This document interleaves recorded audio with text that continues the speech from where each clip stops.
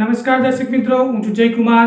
આપ જોઈ રહ્યા છો તુફાન એક્સપ્રેસ ન્યૂઝ ચેનલ. અંકલેશ્વરમાં જીનવાલા સ્કૂલ પાસે મા શારદા ભવન હોલ ખાતે માય લિએબલ અંકલેશ્વર CSR પહેલનો આજથી પ્રારંભ કરવામાં આવ્યો હતો, જેમાં ઇન્દોરના નિશી ગોયલ, ભરૂચ જિલ્લાના કલેક્ટર શ્રી તુષાર સુમેરા, અંકલેશ્વર ધારાસભ્ય શ્રી ઈશ્વરસિંહ પટેલ, નગરપાલિકાના પ્રમુખ વિનયભાઈ વસાવા, અંકલેશ્વર ઇન્ડસ્ટ્રીઝ એસોસિએશનના પ્રમુખ જસુભાઈ ચૌધરી તેમજ અંકલેશ્વર ઇન્ડસ્ટ્રીઝના અધિકારીઓની ઉપસ્થિતિમાં પુષ્પગુચ્છ દીપ પ્રગટાવી બાદ ભરૂચ બાદ હવે અંકલેશ્વરને માય લિએબલ સિંગાપોર જેવું બનાવવા શ્રી નિશી ગોયલ અને તુષાર સુમેરા દ્વારા જણાવવામાં આવ્યું હતું, જેમાં સમસ્ત અંકલેશ્વરની ગંદકી, કચરો અને ચોખ્ખું ચણાક બનાવવા માટે આજથી શરૂઆત, જેમાં 20 કિલોમીટરના દાયરામાં સારંગપુરથી અંકલેશ્વરથી રોડની સમસ્ત ગંદકીને દૂર કરવામાં આવશે એમ જણાવ્યું હતું. સાથે જીટાલી અને સિટી શહેરને આવરી લેવામાં આવશે, જેમાં તમે ગમે ત્યાં થૂકનાર, ગંદકી કરનાર પાસે ₹500 દંડ સાથે હોટલમાં જમવાની પ્લેટમાં જો ખાવાનું અધૂરું અનાજ છોડનારને ₹10 દાન પેટે આપવાના રહેશે, જ્યારે પૂરી પ્લેટ જમવાનું પૂરું કર્યા પર ₹5નો લાભ મળશે. Ankleshwar ઇન્ડસ્ટ્રીઝનો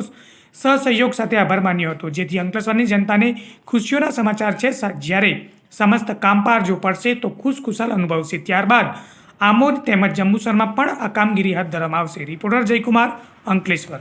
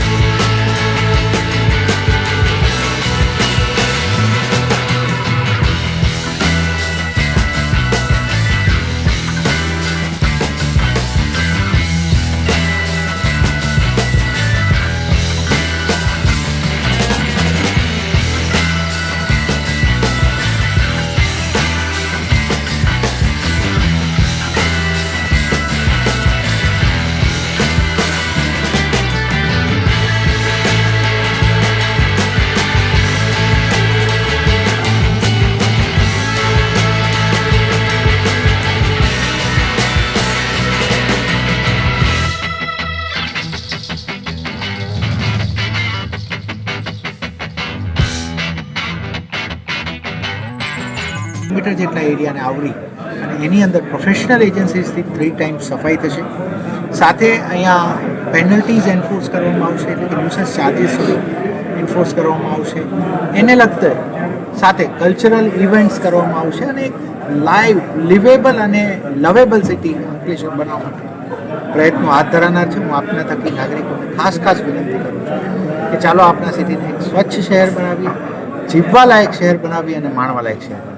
thank you. સર, આપણે જે કલ્ચરલ અસ્મિતાની વાત કરી તો ભરૂચ જિલ્લાનું 80 પછી કોઈ ગેઝેટેડ બન્યું નથી અને આવનારી પેઢી માટે ભરૂચના 80 પછીના ઇતિહાસની કોઈ રૂપરેખા નથી, તો આ બાબતે શું આ પણ થઈ શકે? જો લિવેબલ ભરૂચ છે અને લિવેબલ અંકલેશ્વર જે પ્રોજેક્ટ છે, it is a broad concept કે લિવેબલ શહેર કોને કહેવાય, એના ઇતિહાસ સાથે જોડાયેલો હોય એ શહેર પણ લિવેબલ શહેર છે. અને એ જ રીતે આ જે એપ ભરૂચમાં બની છે, આપણે થોડા દિવસો અમે લોન્ચિંગમાં ઇન્વાઇટ કરી રહ્યા છીએ, એ એપની અંદર ભરૂચના તમામ ઐતિહાસિક સ્થાનોના ફોટોગ્રાફ, ઇતિહાસ એ બધું એપમાં છે. કોઈ ટુરિસ્ટ ભરૂચમાં આવે અને પોતે એપ ડાઉનલોડ કરે એટલે ત્યાં સુધીનો રસ્તો પણ એને બતાવવામાં આવશે, ત્યાંના HD ક્વોલિટીના તમામ ફોટોઝ બતાવાશે, એને લગતા વિડીયોઝ, એને લગતી લિંક્સ અને બધું હશે, એટલે ઇતિહાસથી આપણે અવગત કરાવી શકીશું. So I think it is an open concept in which many things can be added apart from historical awareness. Thank you.